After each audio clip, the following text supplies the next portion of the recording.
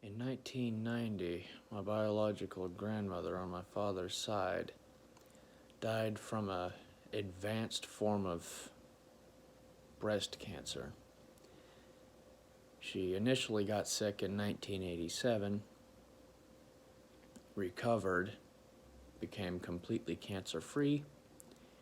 However, a couple years later, in 1989, she got sick again, and the tumor was inoperable, so she just slowly died at home.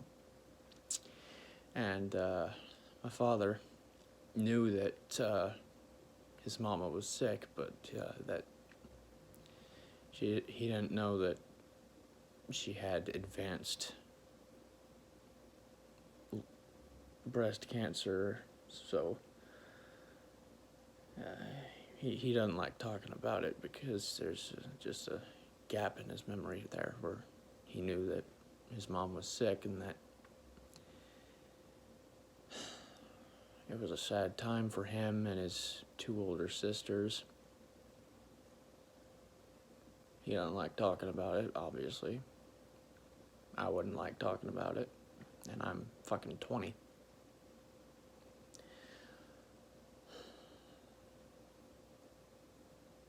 I never really got to know my grandmother because she died 10 years before I was born. And what little I did manage to get from my father about her was that she was the sweetest woman you could ever ask for, that she loved the color blue, and that she knew how to make the best pancakes in the world. I wish I could have gotten to know her a little bit better, but cancer is just one of those things that completely wither someone away into a fucking husk. And as I was growing up, I didn't know whether or not it was a good thing that I didn't know a whole lot about my grandmother in that respect. And then during Christmas of 2016,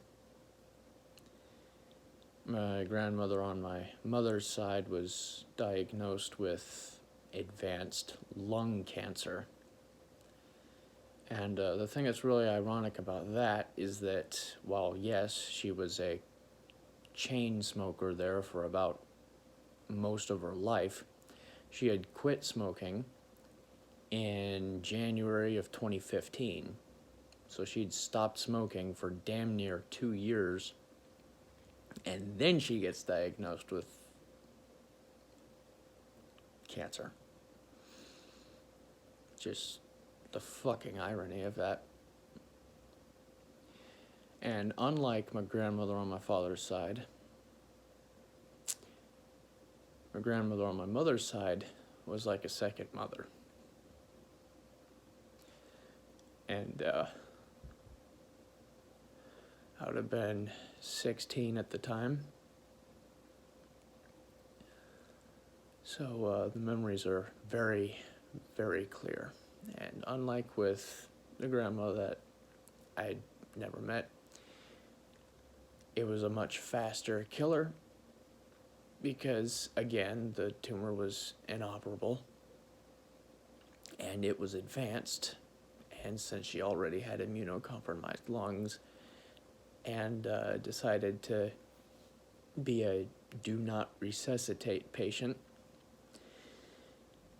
she was in it for the short game. She knew she wasn't going to live very long, and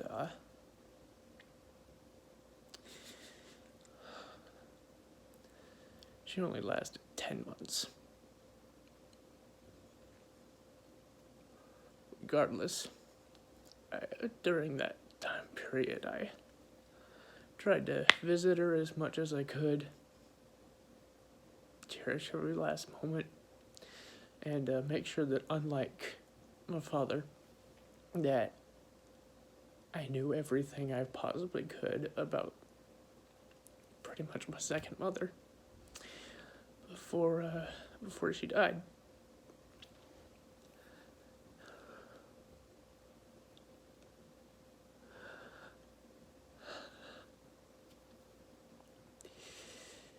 Despite being dealt a really shitty hand, I made everything count out of those 10 months. And in September of 2017, she was permanently hospitalized at St. Jude's here in Wichita.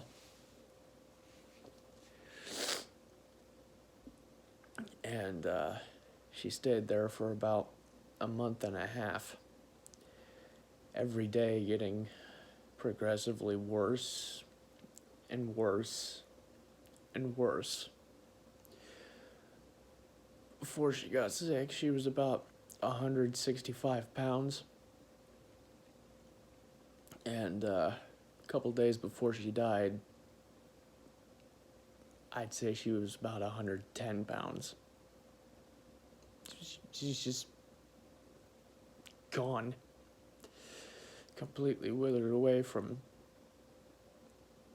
a fucking illness that tries to destroy you.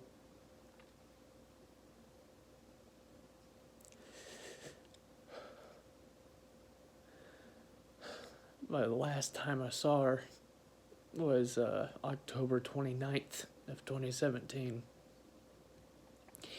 And by that point, she was so fucked up she couldn't even speak English anymore. She barely even recognized my mother, Caitlin, or me. And she had to talk to us through squeezing her hands. One squeeze, yes. 2 squeezes, no. Because she just couldn't talk anymore. And what little she could mumble was incoherent.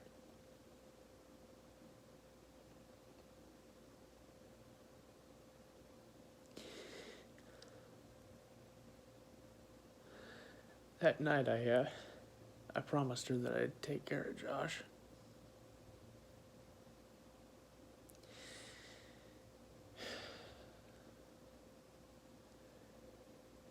And 2 days later, we got the news from St. Jude that she'd passed away.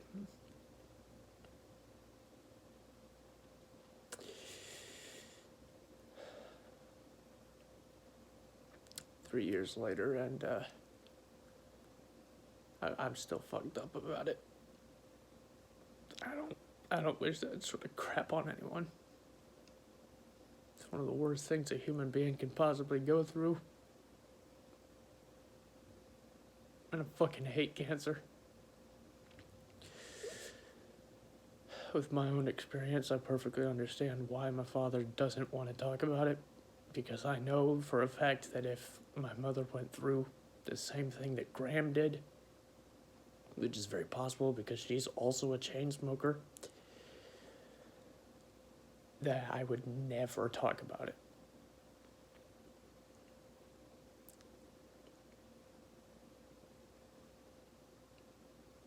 So, yeah.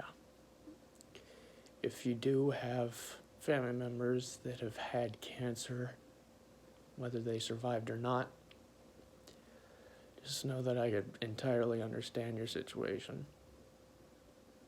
It fucking sucks.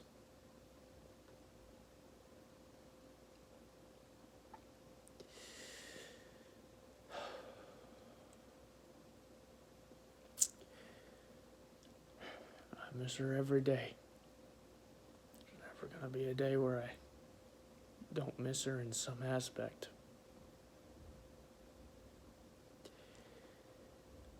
And the whole 5 stages of grief is bullshit. There's never gonna be any day where I just move on from the fact that my grandmother's dead.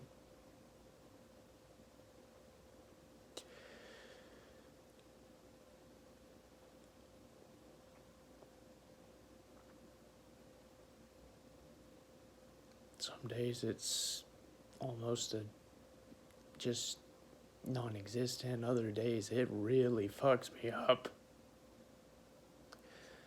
Like, there was one day where my mother and I were doing back to school clothes shopping, where I realized there was a little rip in the shorts that I was wearing, and my first thought back then was, oh, Grandma patched this up. She's really good at that. And then it hit me. Oh, wait, no. She won't.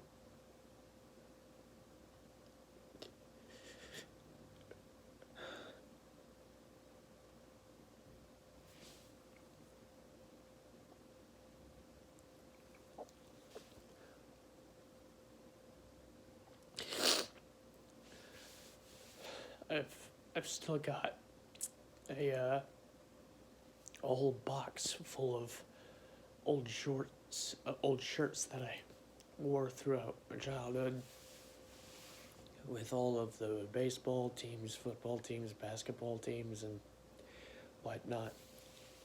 All those shirts in a box, and I initially started up that box in 2015. So that way, Graham would sew it up on my graduation.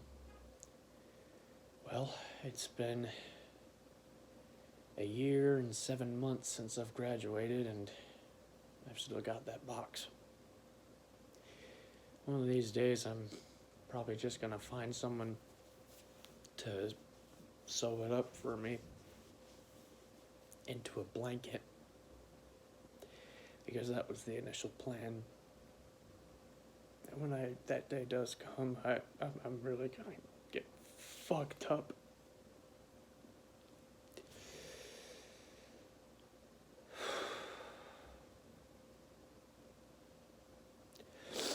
I do my best to visit Graham's final resting place in the Marion County Cemetery.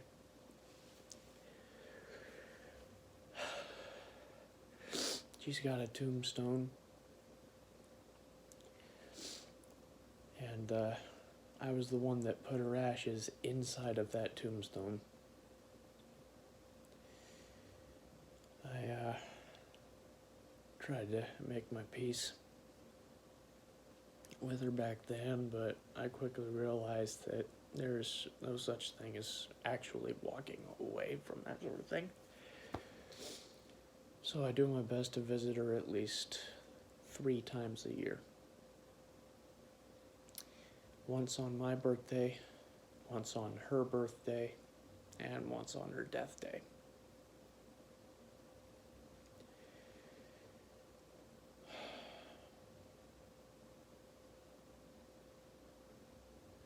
I don't think I'm ever gonna move on, and that's fine. After all, how can you move on from something like that?